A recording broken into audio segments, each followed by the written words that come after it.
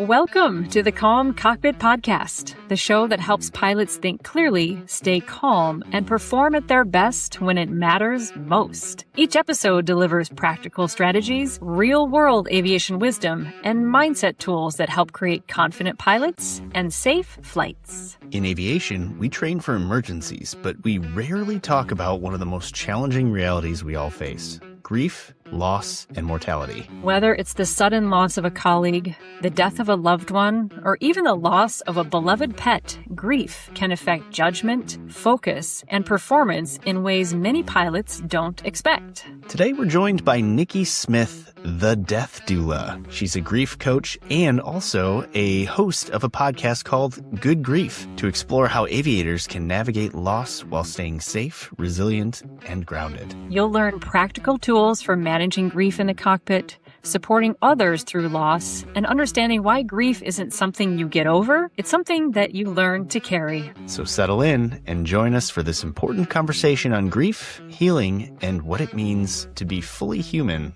in aviation. The Calm Cockpit Podcast starts now. Onyx 12 Mike Oscar, runway 27, clear for takeoff.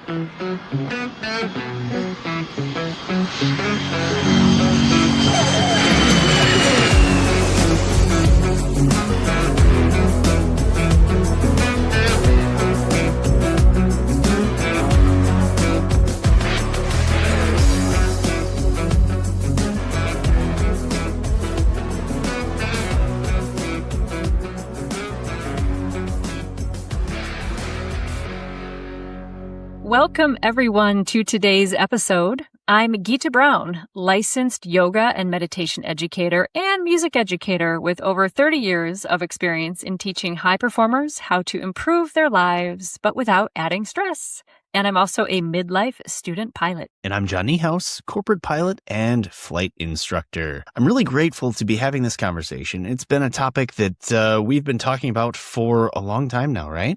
We have, and we were also talking about we really need to have someone help us navigate this conversation because while grief is a very human experience, John, you and I have talked about many times we need a professional to help us navigate these waters a little bit. I need an adult.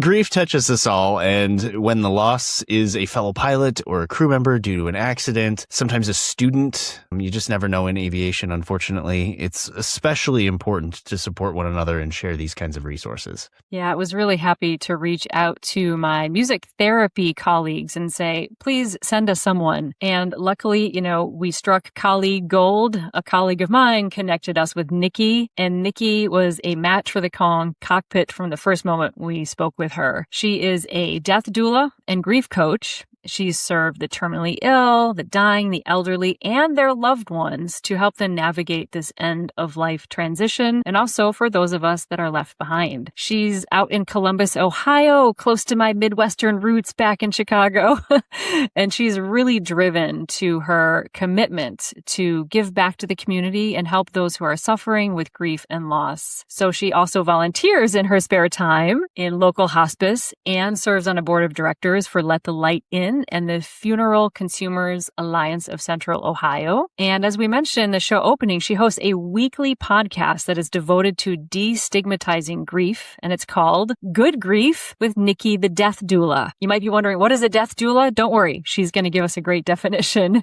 in the episode. And another reason to absolutely love her is when she's not helping others, you will find her backpacking deep in the woods. She's a tremendous guest. Yeah, it's crazy. She talks about this in the episode, but the dichotomy between a birth doula and a death doula, and I'll be honest, I didn't know what either of those things were for the longest time. And when we had our first child, our only child, my son, we actually did go the route of having a birth doula. And basically, it's just somebody who helps you kind of in that experience, and they've done it so many times, so they know kind of the ways to have a successful and as chill of a birth as you could possibly have, Mhm.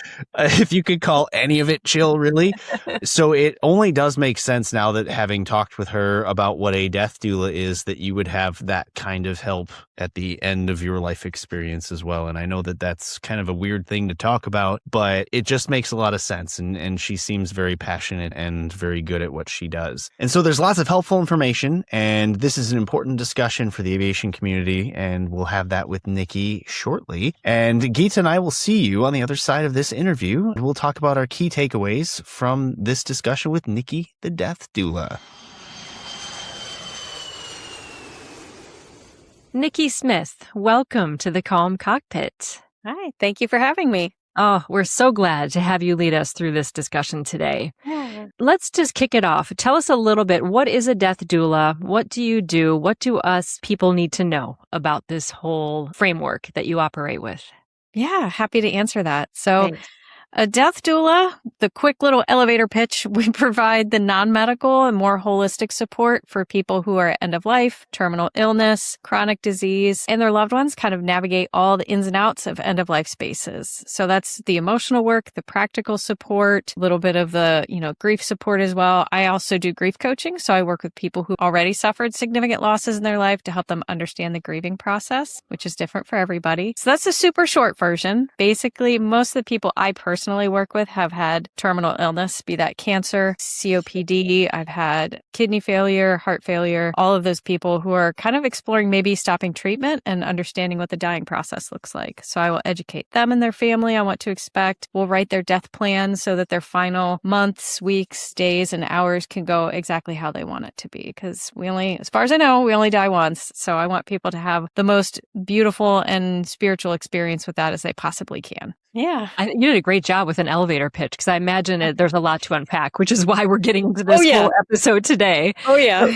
We do think a lot about birth plan, right? But not everyone considers their death plan. And that's just it. I was just at a conference last week. It was a full spectrum doula. So there were birth doulas there too. And we talked about planning, because as part of being a birth doula is you have your birth plan, but you never know when things could go all upended in the last minute. And you have to pivot and have somebody on hand that can keep the room calm, make the pivot, make the adjustments, and keep everything as close to plan as possible. So we do very much the same thing. And then a really important piece too that I hear you talking about is helping those that are left behind, which is really our focus today. We're really sort of circling the conversation primarily around us aviators who have lost a fellow aviator due to a tragic loss in an accident, which is a very unique form of grief. So I'm sure your experience of helping people navigate the grieving process, that's why we have you here. Yeah.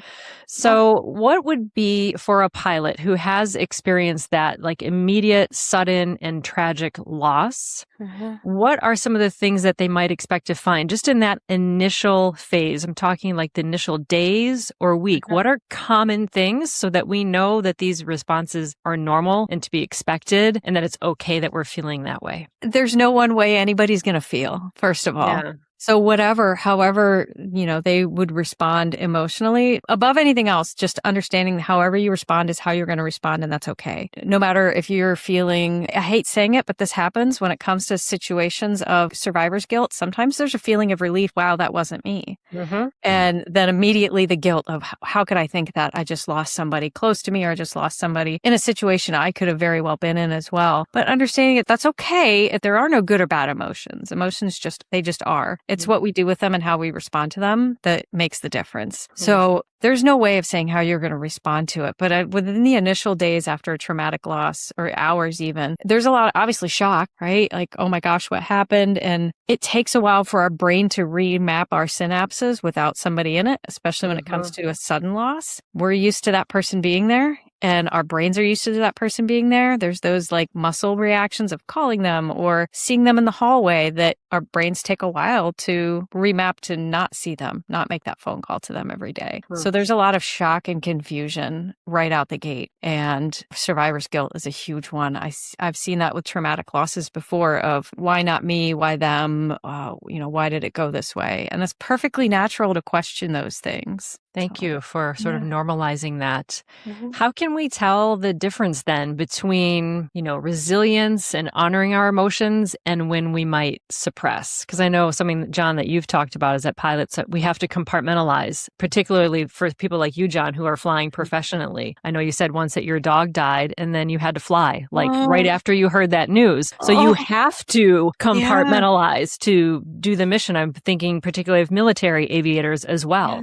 I mean, you have to do the job. So how do we tell the difference between like emotional suppression that's unhealthy versus resiliency? Because I think it's a fine line. Right. Well, if you're not actively flying or performing your job or in a place where you need to kind of compartmentalize that and you're still doing it, that's obviously a problem. If you're just never looking at your grief, never dealing with your grief, never facing it, and you're constantly just packing it away in a box, that's when the problems come in. The only way to we don't get over our grief. Grief is with us forever, right? And it just changes form, it changes shape, and we learn to live with it instead of against it. But if we constantly avoid it, it's like holding a beach ball under the water. When you're swimming, it's going to pop up and hit you in the face. So it will come out, and it'll come out in bursts of anger, irritability, inability to do the job effectively after a while because you're not dealing with that grief. I don't know if that answered your question, but it did. Absolutely. Yeah. I think, avoidance is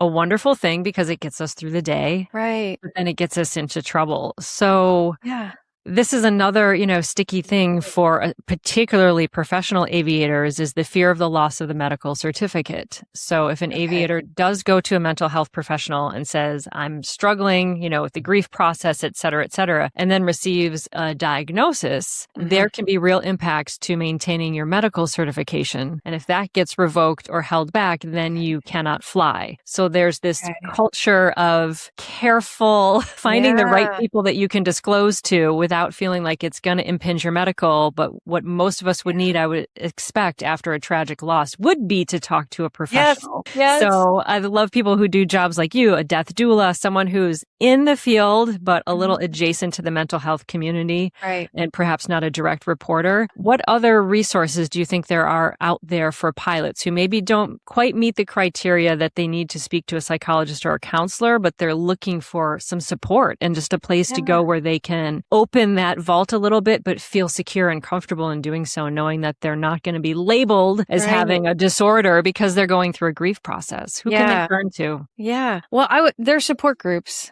obviously, and I've seen some that are virtual online. And what the nice thing about those is, depending on the group and what their rules are, you might be able to leave your camera off or even change your name so you can be completely anonymous and just talk to people without that label of your face and your name. But I would hope there are support groups locally too, to wherever that person might be that they could attend. And my gosh, wouldn't it be amazing if there were support groups just for people in aviation? Like, shout out. If somebody wants to do that, I think that would be a fantastic idea, because if I were in a support group with somebody, a pilot who just lost a co-pilot or a friend or coworker, I wouldn't necessarily know how to identify because I'm not a pilot.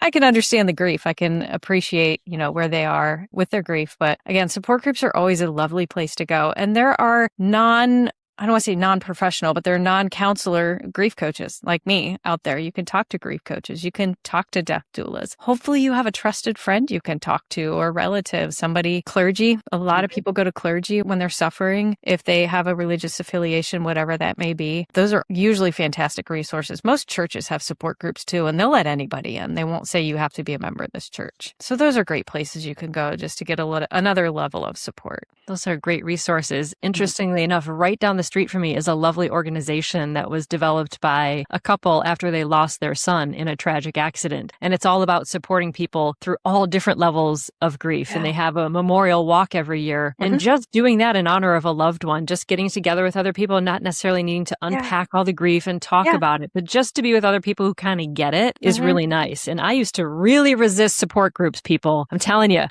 when I was in my 20s, I was like, don't show weakness. Don't say what you're suffering from. from, because as soon as you do, right, everything's going to fall apart. But when I went to some of my first support groups when I was going through my divorce, I was like so relieved to be in a room with people who just understood what I was going through. This was related to substance abuse disorder in my ex-husband, but this is just to say that I'm someone who resisted it, thought it was a little load of bunk, that it was going to make me weak, that I was going to get pulled down by a bunch of negativity. And it was actually the opposite. Once I got over myself and went into that room, it really helped. So if you're someone out there who's resisting it, take it from Geeta, try it. You might be surprised. It's such a relief to be with people who understand you. Most of the time in situations like that, you're not mandated to speak. And like you said so eloquently, sometimes just being in the presence of other people who get it is all you need. You don't have to share, but just knowing you're in a safe space where your grief will be seen and held, even if you don't express it verbally or physically or anything, that can do worlds right there. And Al-Anon, like I went to Al-Anon for years, still go on occasion when I feel the need. And even just when I'm not worried about, or I'm not having any type of effects of, I also had an alcoholic former spouse. And if I'm not feeling the effects of that, but just being in that space feels good to me sometimes because I feel held and accepted. So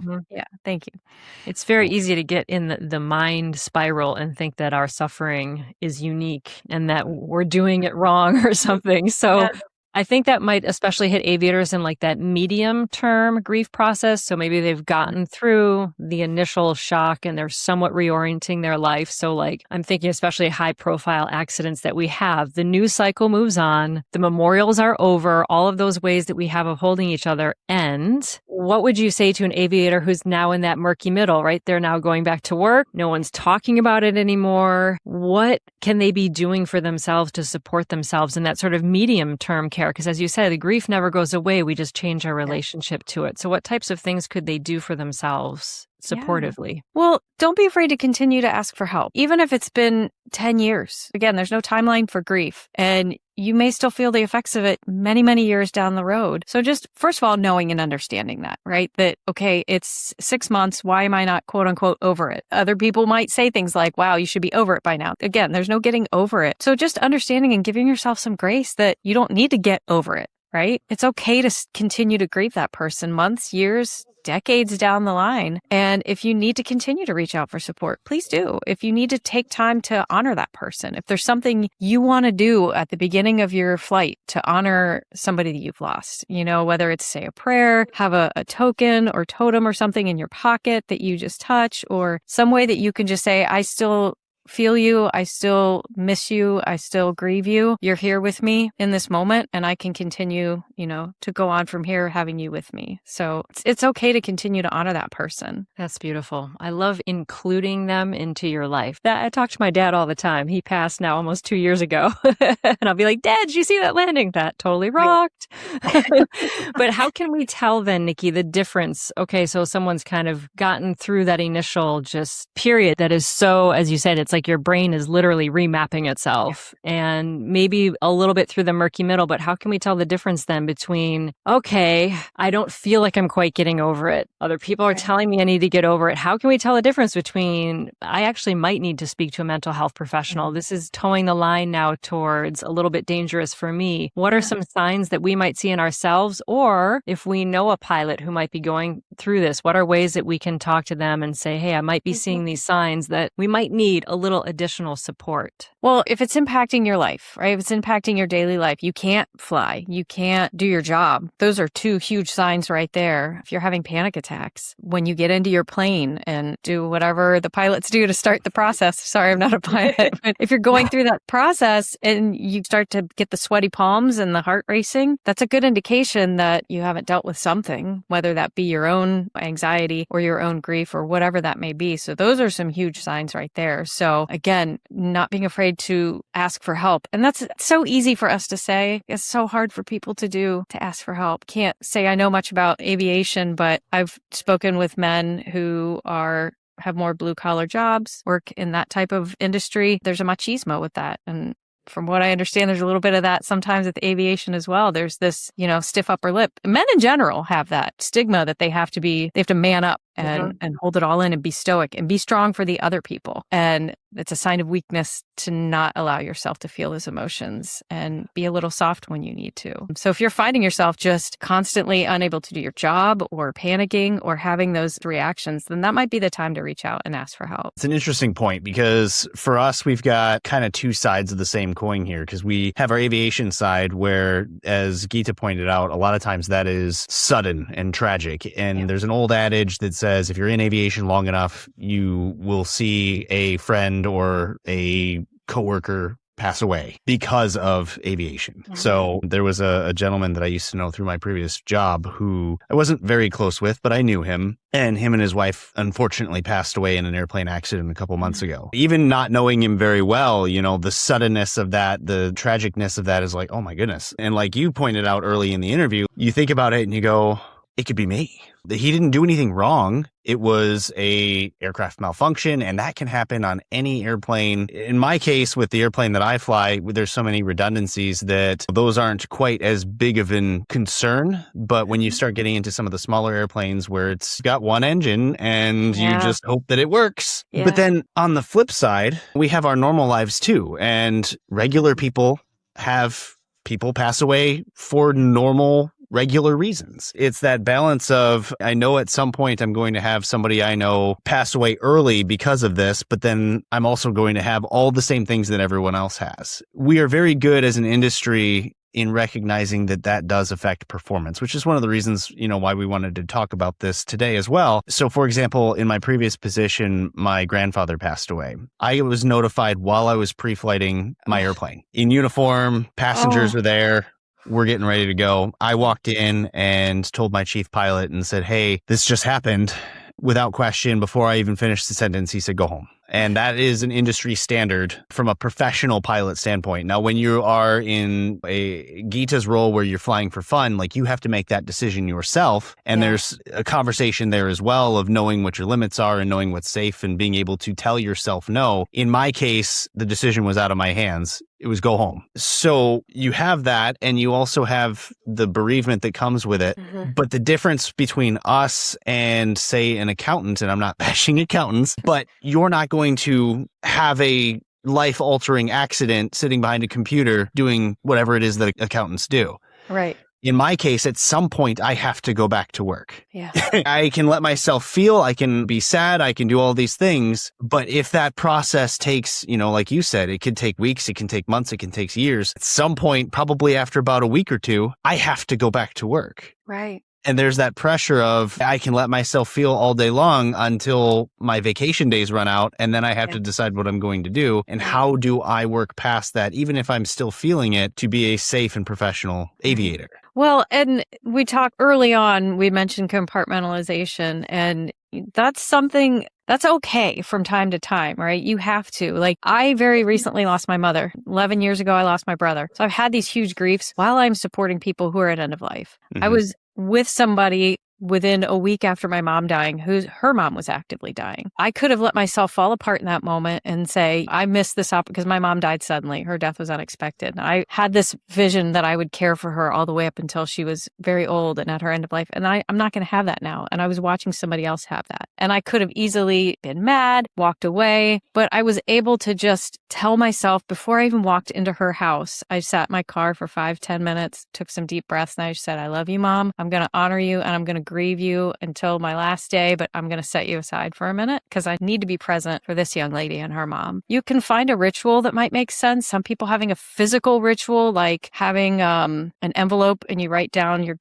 the word I'm grieving, fold it up, put it inside the envelope, seal it, and put it in your pocket. So it's there, but it's not open. You can continue to focus on your work. And then when you're done, you can take that envelope out, open it up. Like if there's a physical thing like that can help you compartmentalize that and just quote unquote, put it away, put it on the shelf. I had a therapist once who worked with me on things like this where we would have an imaginary box and I would open it and I would take all the feelings and like manifest them into either colored balls or shapes and put them in that box and close it and imagine putting it on a shelf where I can still see it, but it's up there for right now so that I can focus on what I need to. And then later I'll bring the box back down again. That is awesome advice. I've recently been playing with this idea too about compartmentalization, and that it's actually healthy and really helpful as part of the grieving process. Like after my father passed, it was really nice to go back flying again, but I certainly didn't do it the week or two after he passed. Like that was not going to happen. But I think 3 weeks later, I said, to your point, John, it's time. I'm flying for fun, but I still turn very crabby if I don't get to do it. But I was still grieving him, and he used to fly airplanes. So, all that starts to come up for you. And so I tried that thing that you said of compartmentalizing, and I just said, I'm just putting it, for me, it's always a book on a shelf because I love to read, putting the book on the shelf. And what helps me with that is then saying at 7:00 tonight, I'm going to take it off the shelf and I'm going to do some yoga, and I can feel whatever I want to feel then. But until then, I'm just going to fly the airplane, have dinner with my husband, and give myself permission to sort of take off the grief backpack for a few hours. But I think that can bring a lot of guilt up for people. Do you see that they feel like guilty that they're not grieving, that they're not feeling bad? Is that a normal thing? Oh, yeah. Guilt comes along with so many because we feel like we're supposed to grieve a certain way. And when we don't, then we feel bad about it, right? Like we're supposed to be really sad, and then we're supposed to be stoic and all these things we're supposed to. And we don't, we feel guilty. I see this with caregivers who lost somebody I've been working with after they've been terminally ill for years, and their person dies, and they have a sense of relief. And they're like, how can I be relieved my person just died? Of course you are. You're not dealing with that anymore. The suffering of the caring and their illness is done. It's okay to feel relief. You can still feel sad, and you will, but it's perfectly natural to have those types of emotions. I would imagine, and we've heard this, John, I think from a few other pilots, that a lot of the big airline companies are really good at supporting their pilots when things like this happen. They make resources available. Absolutely. They don't just say, get over it and slap them on the back and get out there and fly again. They really do. Good to hear. Yeah, they do take care of their people. But from a death doula, what do you wish the head of flight crew management for like a major airline knew? What would you tell them? These are the ways that you can support your crew members, your support staff after a fatal accident. What do you wish that they would provide for people? So first of all, most companies, I've come from a corporate background, and we always had EAPs, the Employee Assistance Program, where if you had a loss, it's like, here you go, you can get some free counseling for like 10 sessions. I'm hoping they have things like that available. Here's some free support for you, whatever you need to do. But if I could sit down every business owner, every company owner in the world and just help them to understand that A, this isn't going to be gone in 3 days. There's a whole 3 days bereavement thing in the corporate world, which is bullcrap. B, we can't say who is family and who is not. If somebody was just, not just, but a coworker, that could be every bit as devastating to that person as if they lost their own brother, right? So we can't be putting labels on who the loss is, but also we can't put a time limit on it. We can't say after 6 weeks, then resources are gone. Have ongoing support. And I've spoken with people who specialize in working with grief in the workplace, and they tout all the time about having modifications for employees for weeks, months, even a year after a loss, of letting them take a reduced caseload if they need, letting them have that cash in that, hey, I need a day off, even though it's been 6 months. I need a little time for myself right now. Or, maybe I need somebody to take over this meeting for me because I don't think I can run it today. Just understanding that grief is still going to be there. And even though it's been 6 months, you can't roll your eyes and say, oh my God, I can't give you special stuff right now. Have some modifications if need be. Some people might want to come back to work quickly. When my brother died 11 years ago, it was like 3 days in. I took the whole week off after I found out. And like 3 days in, I called my boss. I'm like, I need to come to work because I need to do something besides sit and think about this. And she was lovely. She said, you can come in. I'll give you an office in the back. You don't have to sit at your desk. Do whatever you need to do. Leave whenever you want to leave. And that was a beautiful thing she gave me, because she could have said, you're not allowed to come in here because you're on bereavement. She was like, yeah, absolutely. You do what you need to do to make you feel better today. And I came in and I worked for 4 hours and I went home, and it was amazing. So just giving people some allowances to go the way they need to go to work through it. That is beautiful. I think we need to put you on the board of every major company in the United States, because you're so right that it's ongoing. And, I keep referencing my father, which was a very expected passing, and he was elderly. So very different than what we're talking about. But man, it does affect you. One thing that I've really noticed that has shifted from the time when I was a little kid is religion, and you mentioned spiritual life used to feature very heavily in the grief process and still does for a lot of people, but for way less people now than it ever used to. That used to be like the holding vessel for those tender emotions for even the most stoic person. You could go to church and it was okay if a little tear came down your cheek. And we had these rituals, and I feel like we've lost a lot of that in our lives, a lot of that richness. Are there any other resources? I'm thinking of, a more stoic pilot, could be male or female, because we certainly see it in the military, that need to suppress beyond support groups. What other types of things, maybe in the self-care realm even, would you suggest for aviators to do just to support themselves in that more like long-term grieving process when the hurt isn't quite as bad? What other things would you suggest that they do to give some access to those tender emotions? Yeah. Sky's the limit with things you could do. I'm a huge advocate for journaling. I love journaling. And you don't have to have a fancy notebook and a fancy pen. And you don't even have to keep the journal. You can write it on just a scrap piece of paper. Write out all the things you're feeling and read through it again. And then if you want to tear it up, throw it away. Great. If you want to keep it, keep it. I love writing those feelings out. Sometimes just being outside and reconnecting with the world around you to remind yourself that you're part of a larger spectrum of beings, that does worlds for me. Even just going out on a small hike, which if you're physically able, go for a small hike, go somewhere outside. But above all, meditation and grounding. I think I spoke your language. And I say that, and so many people get this vision in their head of you have to sit very still in lotus pose, with your palms up, and you have to be silent. No, that's not what meditation has to be. Meditation can just be sitting in a chair, it can be your lazy boy, lay on the couch, lay on the floor, lay in your bed, whatever you want, you can do it standing up, but just quiet yourself and connect with the room around you. Feel the floor under your feet. There's a lot of great breathing techniques out there you can do as well. But just reminding yourself that you are a human being in a body sometimes, because when we have all those big feelings, we tend to sit up here in our heads. We get stuck up there, and it can get real nasty after a while. I've been there. I know what that's like to just be up here, and I just forget. I get that tunnel vision. People talk to me, and I don't hear it. But to just take a step back and connect with the floor, the desk, the chair, that wall, whatever you need to do to remind yourself that you're a human being in a physical space, talk to another human being. Yeah. I just saw something really cool. It was a neurologist the other day, and he posted a study about journaling and talked about the difference between typing your thoughts and feelings versus handwriting. I read that same. I think I read the same. Was it Josh Turknet? He's a neuroscientist. Yeah, it was. Josh, if you're listening, we're trying to get you on the show. Answer my email, man. And it was all about how writing by hand helps your brain to encode the memories and make sense neurologically of your experience in a way that doing it by computer doesn't. It has something because it forces you, I think, if I'm remembering correctly, that it forces you to slow down a little bit and to encode and integrate memories, thoughts, and experiences into your neural network in a different way that speed doesn't do. Is that what you took from that study as well? Yep, that's exactly it. I actually teach a workshop on journaling with grief. Once I read that study, I bring a copy of it with me and I quote stuff from it. We love a good study to be I do. It's just to be validated, and handwriting is so important, because that's exactly it. It slows you down and it gives you more time to really connect with those thoughts. I really resist journaling even to this day, even though I'm a writer. But when I sit down and say I'm going to write 2 to 3 pages just in a notebook, longhand, stream of consciousness, I'm not saving it. I don't care what it says. I'm just dumping. I'm amazed at the negative junk that comes out, because I think I'm a fairly positive, happy person. I love life. But the stuff that comes out when I write by hand, I'm like, I was carrying all that around, all this subconscious garbage, stored grief, stored trauma, something that someone said 3 days ago that's been rattling around in there. It's a transformative process. Now you don't have to carry it anymore, because it's out of you and on paper. Oh, it's so great to tear it up and throw it away. It feels amazing. Done.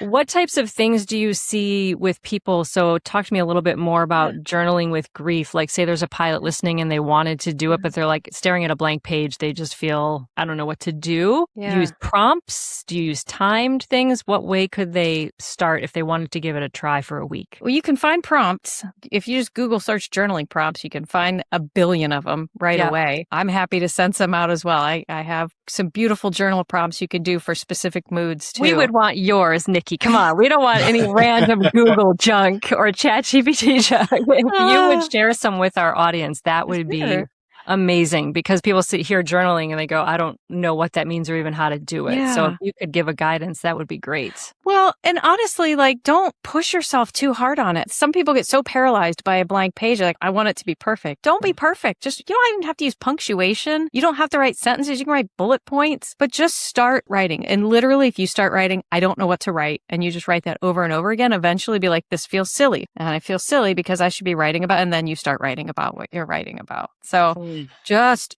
write literally anything. Nobody else is reading it. This is for you and for you alone. So I know the blank page can be so intimidating, but just start writing. Here's where I struggle with this because I've tried it. Okay.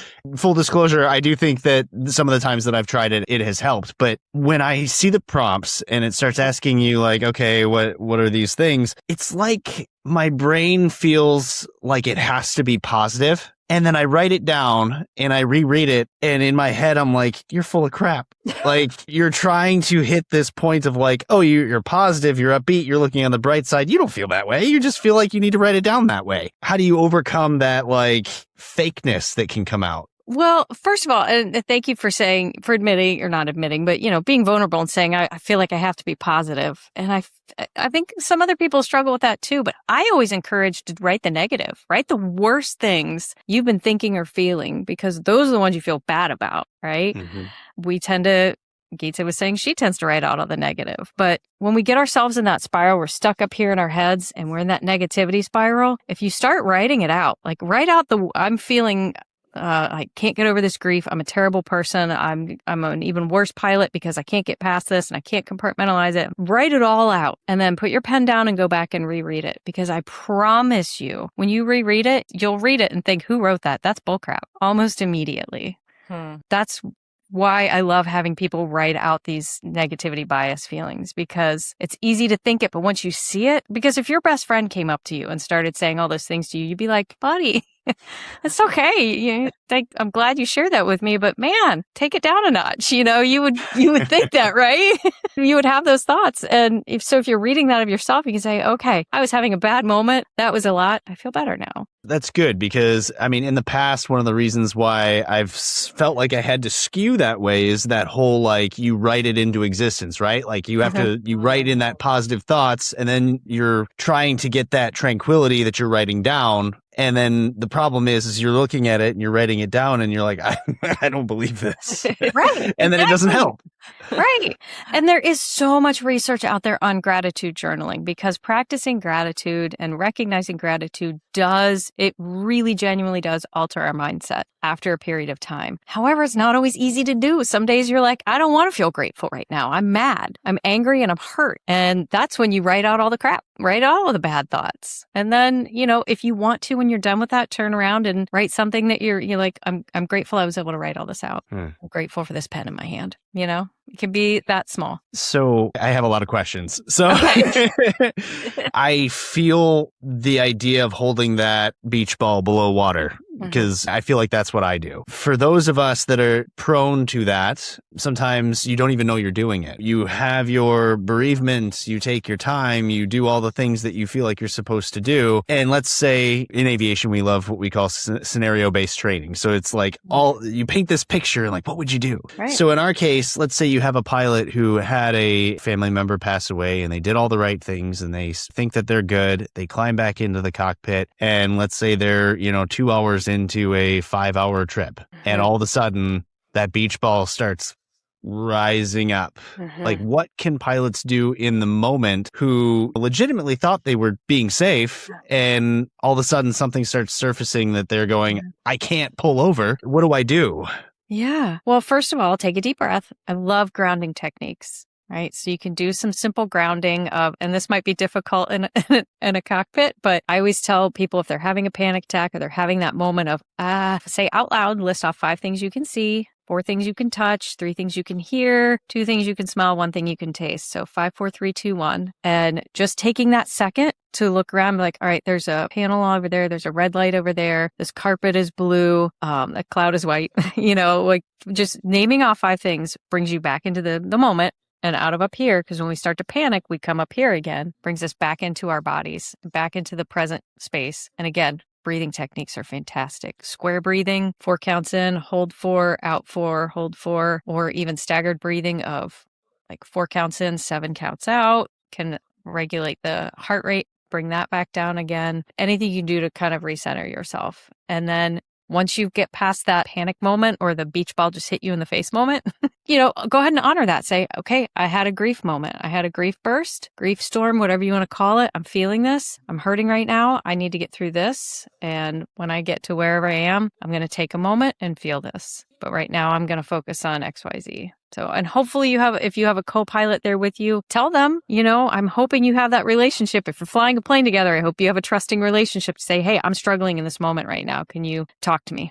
Let's talk about sports or whatever. Talk about our kids or dogs. I was flying one day solo. It was after my dad passed. I was pretty well through the grief and doing okay, but I was just going out to the practice area just to do some maneuvers. And I got out there and it was like all of a sudden my thinking was fuzzy and it was like I was thinking through mud. Like the simplest things, just holding altitude. I was like, I'm struggling. What's the procedure for slow flight? I don't know. It was like my brain was going do do do. The number you were trying to reach has been disconnected. And I was just so I just did like slow turns. I was like, maybe it's just I'm flying solo. I'm still relatively new. Let me just do some gentle turns, just hang out in the practice area. Nothing's going on. I just need to get, my sea legs back. And I just could not shake it for whatever reason. I am completely overwhelmed right now. The simplest thing I am struggling with. And I was like, I'm here by myself. Yeah. What are you going to do? So I did something very similar to your 5, 4, 3, 2, 1, although I just kept it as a pilot to flying the plane. So, my feet are on the rudder pedals. I'm on airspeed. I said my altitude. I'm at 3,500. I'm east of North Central. I'm north of our airport. I just oriented myself. Here's where I am. Here's what I'm doing. And then I said out loud, I'm struggling right now. My cognition is garbage. And I'd say, okay. And I just said, I'm here alone. Do I want to get on the radio and call for help? I said, I'm not that bad. I'm just going to go home. So I just, luckily I was like 10 minutes from home and came back and landed. Yeah. And my instructor said, hey, what'd you do today? I said, nothing. Realized that I was overwhelmed and came back and landed. But looking back, yay, good decision. Looking back, though, that was grief. It was just, I was doing better. I had been flying. Everything was fine. But I think, sleep is a little disrupted still in a couple months after. Who knows? It just, I don't think I'm necessarily holding a beach ball down because if anything, I get a little, let me process endlessly at some point. Put your butt in the seat. Let's go. So, but, it just came up. But in that moment, that 5, 4, 3, 2, 1 for me was just very simple. What we say, aviate, navigate, communicate. Just fly the plane, narrate the steps, but saying out loud to myself, I'm struggling. Cognitively, I am not thinking clearly, but I can think clearly enough to get myself back home. And I did a fine landing and it was okay. But being up there solo, it's a different experience when you have that grief fog just kind of occur. But that's where you can rely on your training. So I think sort of integrating your 5, 4, 3, 2, 1, 5 things you can see, 4 things you can smell, integrating that into a checklist and just kind of orienting yourself and keeping it very simple. It was a non-event, but can happen. So I want to encourage anyone else, if they're out there flying solo, like we do in general aviation, have a plan ahead of time. And I think because I do all these practices on the regs, just in everyday life, I can notice that I'm struggling and I can kind of talk myself through it. Yeah. So it wasn't a panic attack or anything. It was just brain fog. Having something you can fall back on, like a checklist, right? Yeah. And that's something you can practice. Even if you're feeling great and you're on the ground and you're having a good day, like think ahead a little bit. I have a flight tomorrow. What can I do if I start to get that? And then have mantra or a checklist or something you can run through. So if it does hit you, it's okay to feel that feeling. But if you can't feel that feeling in the moment, try to look at it objectively, like, oh, that feeling's there. Okay, it's sitting there. I see it, but I'm in this moment right now. And here's 5 things and go through your checklist. Cool. It takes practice. It does. It does. That's why I'm very glad that I have all these practices that I've done ahead of time because I think it served me well in that moment. I want to talk a little bit about identity and mortality in a moment, but I want to loop back to something I mentioned earlier. I have a question for John. You had told me ages ago that you got the notification that your dog had passed. I believe you were on the West Coast, right? It was in Vegas. You're in Vegas. Oh, well, it should be fun, but not. So you were flying professionally. You got the call. Like, how did you handle that? And what advice would you give for other pilots? Oh gosh, it was the worst. Yeah, I had left that morning to take some passengers to Vegas. We had an overnight. So we were there for one night and then leaving the next morning. I had just checked into my hotel room and my wife had called me and said, "Hey, I'm taking the dog into the vet. There's something wrong." He basically died on the phone. The moment they brought him into the vet, it was like they brought him through the doors and the dog was like, okay, at least it's not at home. It's the combination of the event itself. It's the combination of not being there. It's the combination of family members who are feeling all of that even much more severely because she had to be there. Mm-hmm. And so there's a little bit of that disconnect, a little bit of that guilt of like, do I have it better because I didn't have to witness it? Or did I miss out because I didn't witness it? Right. You know, I was there with a crew and the other pilot that I was with was very understanding, of course. And I mean, he was a huge dog person too, so he knew what was going on. I mean, ultimately the responsible thing is he flew home. So I was able to put the gear up and down and have conversations and things like that. But that afternoon, I basically said, I'm out. So I kind of checked out in the hotel room and did my thing. But yeah, I mean, it was tough. I can't imagine what that would feel like if that were a spouse or a parent or a sibling. I mean, we feel for dogs and they're part of our family, but it's a whole nother thing if it's a child. So do I have any tips? I don't know. I mean, I don't know how you react to it. It's so much in aviation is less about the flying and learning to say no. You know, no, I'm not right. No, I'm not okay.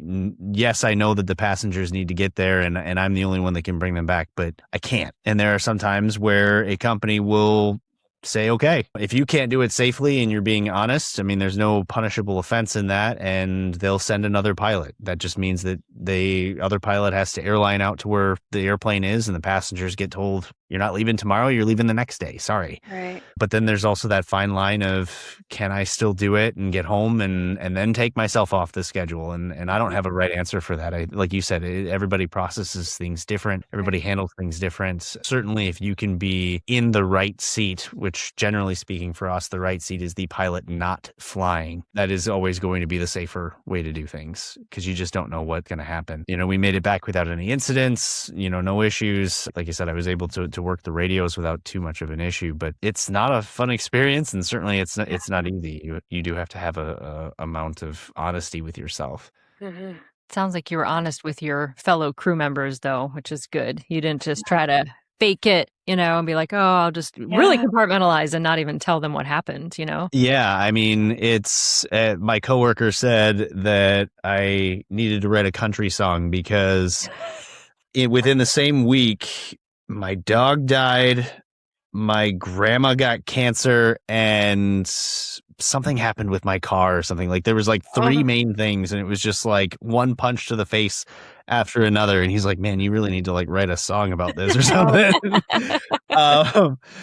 But yeah, everything comes down to CRM, crew resource management, and that understanding that if something's going on with you, especially if it's something compromising, the person sitting next to you needs to know. Yeah. Because their butt's in the seat too. And if they're not watching you for those kinds of signs of, hey, I'm not okay, then they're just going to assume that everything's fine and they may not be paying attention. So having somebody there to say, hey, I think I'm fine, but just if I start to speak, you know, incorrectly or not hear things or do things that are different, like you need to know, that's the point where you put your foot down and say, no, it's my airplane now. There's that. And I'm blessed in the sense that from a corporate environment, we know the people that we fly with. There's only 8 pilots. At an airline environment, it's a whole nother thing because you may fly with a different pilot every day. And you may never fly with that same person again because the airline is so huge.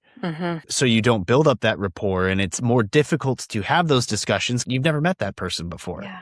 Do I feel comfortable enough to say to this person who I'm meeting in this moment, like, hey, I'm kind of messed up because my wife died? That's a very difficult thing to talk about. Sure. As a passenger, please, I would rather my flight be delayed or canceled altogether than have a pilot who is not at full capacity flying that plane. I'm not a pilot. I know nothing about aviation, but I do have to fly from time to time. And as that person that's sitting in the back, please The nice thing from a passenger standpoint is that that's where the you don't have a choice thing comes in, especially at an airline. There's so many pilots. They're all over the place. They are in predictable environments where, like, I'm in Detroit, I'm in Minneapolis, I'm in Dallas. There's so many pilots floating around those major hubs. It is incumbent upon the pilot as part of their standard operating procedures that if this happens, I have to tell somebody. Yeah. Like, I'm not going to get in trouble if I tell somebody and take myself off the schedule. I will get in more trouble if I try to hide it and do all the things. Yeah. Because the airline does not want you there. Right. So Good. from a passenger standpoint, the protection is in there where the airline says, you need to tell me. I will immediately take you off. There's no harm, no foul. We as a corporation are protecting the general flying public and frankly you from yourself. Yeah. Thank you. That makes me feel better. But most pilots are generally pretty good about it. It's that 5 hazardous attitudes is what we call it, where there's certain things that pilots do that, you know, you have to constantly combat. And one of those is get there-itis or get home-itis. If a pilot is in Dallas and they live in, I don't know, Houston or Houston's not far enough away, in LA, and somebody just passed away and the pilot's like, okay, if I tell somebody, they're going to take me off the flight. The next flight is getting me back home. How am I going to get home now? And it's going to take me extra time and I need to get home now. The fastest way for me to do that is to do my job and get home. Right. That is the most hazardous way to look at it because your brain's not in it. Your brain is already at home. Mm-hmm. And so that's where in primary training, and Geeta, I'm sure you've been talked to about the 5 hazardous attitudes. Those things are so real. They sound extremely like, oh, I would never worry about that until you're sitting there and it's midnight and you're tired and you have a wife who's called you 12 times because something bad happened at home and I got to get home. And that's when things happen. So it's that constant vigilance of, again, being honest with yourself and then following the process of, am I safe? Do I have to report this? Should I report this even if I don't have to? How do I get back? I think I'm hearing, John, as a general aviation pilot myself, we have our things called our personal minimums that we write out ahead of time. So it's our protections, like airlines, as he said, have the standard operating procedure, instant bereavement, you're taken off, no questions. With me, we write these hoping that we will follow them and then give them to friends and colleagues to check us on that. But I don't know that I've seen anyone yet in their personal minimums write about if they have a bereavement or have a grief process, if they have sort of a mandatory putting myself on a hold for at least a week until I even consider going back to the cockpit. Then I'm going to check in with my friend John and I'm maybe going to call Greg and check in with them to make sure, get their perspective that I'm okay and fit to fly again. So I would encourage general aviation pilots, think about it ahead of time, knowing, as you said, Nikki, every type of grief is going to be different. A dog passing is different than a spouse, than a child, than a catastrophic loss. But having this as part of our standard operating procedure ahead of time so that we're not making a decision, to your point, John, under pressure at midnight. The decision's already made because it's written down in our personal minimums. And we said, I have a mandatory, like I don't fly for 2 weeks, no questions asked. I'm not going to argue with myself. It's just the rule. I think that's, to your point, Nikki, that's like an element of healthy compartmentalization. It's like giving the grief a bucket to exist and live in and saying that it's real and it's valid, and then having ways to check in with it down the line as we consider flying again, especially in a small plane like that I will be doing, mostly flying solo. Or I'll have people with me, but they don't know how to fly. They're not much help. They're just a distraction. They're like, go fly over my house. Whee! So let's talk a little bit about mortality. And I'm thinking now of like flight instructors. Flight instructors, and John, you can probably speak to this better than I can, but you guys are carrying that emotional weight of knowing you're training somebody. Once they get their private pilot certificate, they may never have to take another certificate training again. I mean, they have to get recurrent training, but as a flight instructor, you're responsible for giving them like the keys to this kingdom. How do you carry around that emotional weight of knowing you can't control every future decision that they make? I want to hear from you, John, and then from you, Nikki, is like what you wish flight instructors would consider about this sort of feeling of mortality, because, it's more risky for me to fly an airplane generally, a general aviation airplane, than it is to sit here chatting with you guys. So how do we handle that risk of mortality in what we do? Well, and that's the other side to this coin, right? And as instructors or check pilots or examiners, there is that extra level of responsibility. And when we talk about about the idea of if you stay in aviation long enough, you live to see someone die. For instructors, it's almost even more common because we do have that touch point of training all of these new pilots, or in some companies' cases, like I might be a training captain, not just for new hires, but I may be responsible for the decision that allows someone to go from a first officer to a captain. So that's just like training somebody, but you're giving them even more responsibility because if they're a captain on a transport category airplane, now they've got a ton of passengers, not just maybe 1 or 2 seats behind them. I don't know if it's necessarily so much the weight of the responsibility, although there is some of that. Like my main concern is inevitably, and I hate to use that word, but if and or when something happens and you find out that you were their instructor or you did give them like a flight review or some sort of additional training, or you were the reason, like an examiner, you are the reason why they have a certificate because you passed them on that one day that you flew with them. You didn't even train them. You flew with them for like 2 hours and gave them, like Gita said, the keys to the kingdom. When you do find out that that person unfortunately had a bad day and ended up in a bad situation, now there is that responsibility, that guilt of, well, I trained them. Could I have taught them something that would have saved them? Or did I unfortunately teach them something that wasn't correct? All of those what ifs that weigh heavily on you, like, did I contribute to this in a roundabout way? Like, that's huge. And instructors feel that all the time. I can't imagine how that feels. Obviously, again, I have no experience in aviation, this field at all. But obviously, my first instinct with something like that is give yourself a little bit of grace. You're an instructor for a reason. You must be really good at what you do. I would imagine in order to instruct, you have to be a really daggone good pilot. Humans make mistakes. Humans have bad days. You can't cause somebody else to have a bad day. You can't cause somebody to make a mistake. I mean, you can, but if they're up there on their own, you've already finished with them. You didn't make them make that mistake.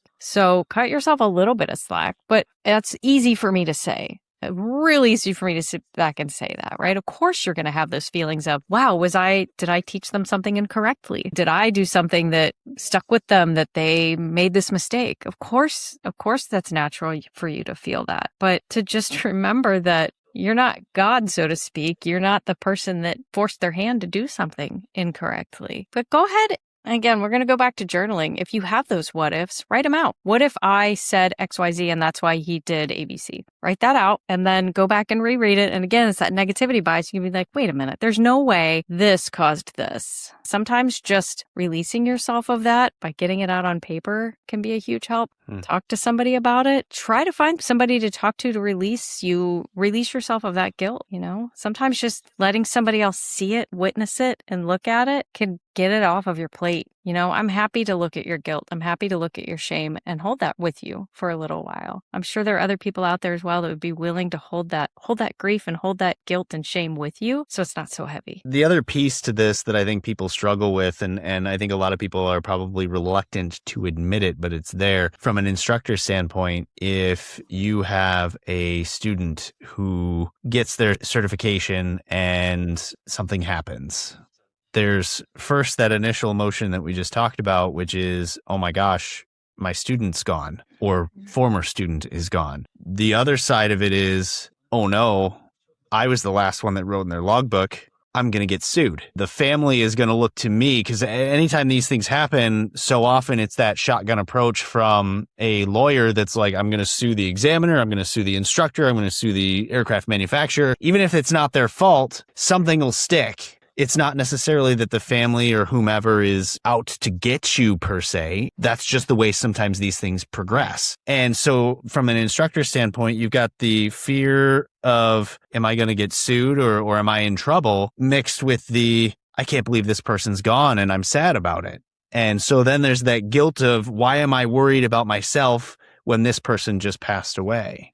And so it's that weird dichotomy of self-preservation and sadness. Yeah, that's perfectly valid to have that. Again, it's that survivor's guilt or that feeling of relief when your person has finally, lost their battle with cancer, so to speak. Of course, you're going to feel a little bit of relief. And of course, you're going to have some survivor's guilt. And it's okay to think and feel that, but don't hold on to it forever. Again, find a way to release yourself of it. Talk to somebody about it. Give yourself a little bit of grace. My husband always says, though, a problem shared is half a problem. And I will be consistently amazed by when I hold on to things like very light additions of what you're talking about, John. Just things I'm feeling guilty about, or like even just ashamed that I have that thought, or a thought spiral. And I'll just be like, I'll go in and I'll say, I don't need you to say anything. I'm just going to thought spiral at you for a minute. And I go, blah, blah, blah. And I'm like, I can hear how nutso I sound right now. He's like, yep, you're spiraling. I'm like, that's all nonsense that I just said. He said, it's nonsense. Go back and study. What are you doing? But just saying it out loud and having another person be like, yeah, that's pretty much nonsense. Okay, you're good. You're absolved. It releases, where if I hadn't said it out loud to someone that I trust, it would still be rattling around in my brain. Our brains love to hold on to that negativity and just don't they justify it all to heck and back. Don't they, though? And then it becomes like our definition of who we are. Yeah.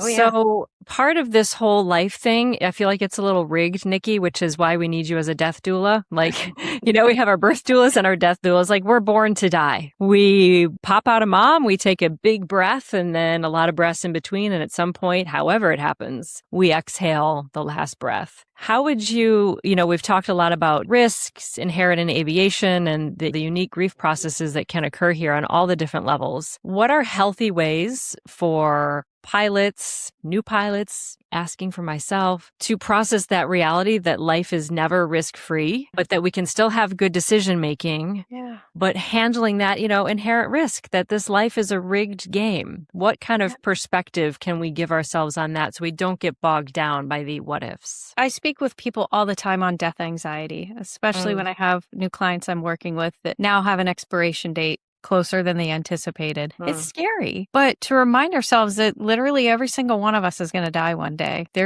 Mortality rate is still 100% for human beings. It's just how it is. But if you look at that not as a bad thing, like, nobody really wants to die specifically. Maybe some people do. But if you look at that as your reason to continue living, like what's the whole point of life is that it's finite. We can make something right now. We can make moments right now. I'm not saying you have to sit and think about your death every single day and constantly say, well, I'm going to die one day. But knowing that you have that end date makes everything that happens before then so much more valuable and so much more precious. Because it really is cliche, but it does go so fast. I had a client who was 103 who said this went by so fast. All right. And for me, 48-year-old me, 103 sounds like so far away. But if I get to that point, I'm sure I will have the same thought that, man, this went so fast. Understanding that makes right now so much more important and so much more beautiful. Enjoy that flight. I've flown as a passenger. I've never piloted a plane, but I imagine that must be the most amazing feeling in the world to be up there with birds and soaring around in the sky. Take a moment to say, holy crap, I am flying. I'm sure if you've done it a million times, it gets rote. It's like driving a car for me. But to take that moment to say, I'm up here in the sky. How many people get to do this? Just remembering all those beautiful moments in between. Great advice. I have one kind of wrap up question for you, and it's a little different tack than we've taken because we focused a lot on the pilots. Yeah. How can pilots talk to their spouses, their children, their friends about these risks of flying? And particularly for me, general aviation is, some people compare it to the risk of a motorcycle, more risky than a car, but not as safe as commercial aviation. But even within commercial aviation, catastrophic things happen. So how can we speak with our loved ones without creating fear or emotional distance in them, but talk with reality about these risks and the deaths that can be associated with our passion? Oh, I'm so glad you asked me that. So good. The reason why I'm so glad, I have crippling flight anxiety. I am full admission. I was afraid to admit this on this podcast, so I'm sorry to the pilots listening out there. I am absolutely terrified when I get on a plane. You have no idea. Several years ago, I live in Columbus, Ohio, and John Glenn International Airport offered a one-day seminar on flight anxiety. And I got in, and it was the most amazing thing I've been through because they explained to me how flight mechanics worked. They explained to me how aviation works, how planes, I knew a little bit about how planes work, but just knowing the basics made me feel so much better. Because part of that anxiety is the unknown, right? I'm not going to be the one flying the plane. I'm putting a whole lot of trust in another human being to do this for me, for something that is, to me, horribly complex. But to understand a little bit of it was a total game changer. I'm not going to say I'm calm as a cucumber on a flight. I still get scared, but it's easier for me because I understand what's going on. So even just taking the time to kind of explain, like, what I do is a little dangerous, but here's the mechanics that keep me safe. Here are the things I do that keep me safe. Here are the things that I do that keep the passengers safe. Like, just giving that little bit of understanding of the mechanics of it, that did worlds for me. That would be my advice. Knowledge is power. Right? Nikki, you're in good hands because I got into flying because I had a crippling fear of flying. So Really? be careful because you might be in flight lessons before you know it. That might be the thing to do it for me. Who knows? I just need to fly more often, I guess, too. But I have one last question for you. Oh, okay. And it's taking a different spin on this. And we've talked about this on previous episodes. One of the things similar to doctors and lawyers and some of these other sort of high pressure, high power careers, pilots identify as pilots. When you can't pilot anymore, it's almost like a death. Yeah. Whether it be you lost your medical, and that is sometimes a immediate loss. It's something happened in your life, or you go to the doctor finds something and they go, nope, your medical certificate's gone. There's no warning. There's no lead up. It's just out. Or you lose a job, or any of these things in between. The grief that comes with the inability to pilot anymore, assuming it's not your decision, is like a death. Sure. Is there a difference in the grieving process for something like that over a life form, for a better way to put it? What does that look like in terms of the process? Is it the same? Yeah, I'm so glad you asked me that, because I tout this all the time. This is what I talk about on my own podcast, is not all grief is death related. There's a big umbrella term called disenfranchised grief, and that's the griefs for non-societally recognized losses, like losing a job, losing your identity. And you just said two of those that could potentially happen to a pilot. First of all, the process can be exactly the same. Absolutely. Losing your identity is huge. That is a loss. You've lost yourself, right? And I totally respect that. If I suddenly couldn't be a death doula anymore, this has become my identity. This is who I am. Like, I don't know what I would do if I couldn't be talking about death, dying, and grief, which sounds weird, but absolutely treat it like a death loss. You can mourn it. If you need a ritual, have a funeral for it, right?